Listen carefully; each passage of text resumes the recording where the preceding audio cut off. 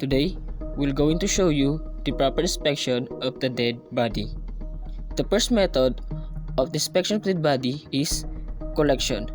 Loose hair, wads of fibers, all of the time while the body is being inspected, decide whether to collect fibers on the pre-body surfaces, hair, and clothes by taping.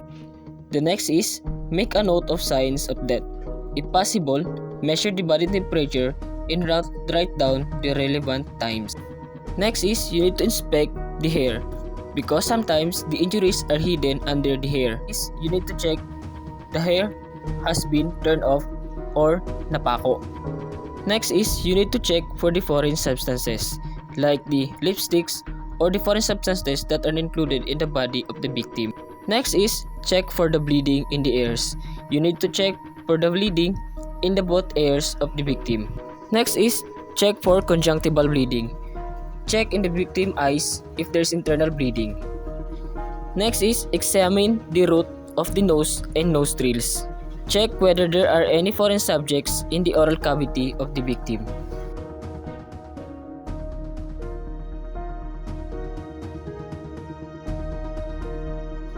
Examine the neck for skin scrapings, red spots, and strangulation marks of the victim. Next is examine the arms for bruises caused by gripping and resistance.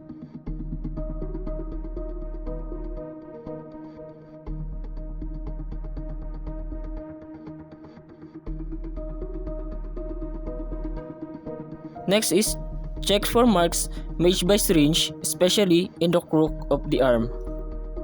Next is examine the wrist for the old or new cuts.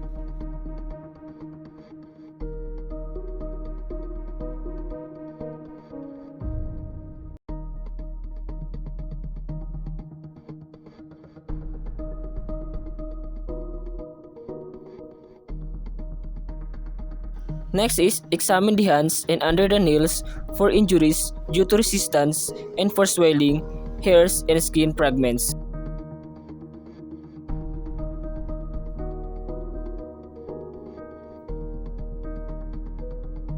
Next is examine the front and back of the body from top to bottom.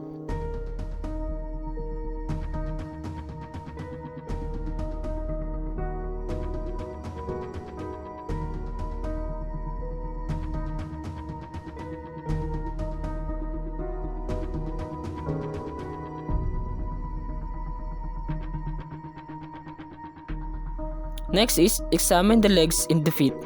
Check if there's any blood on the soles of the feet.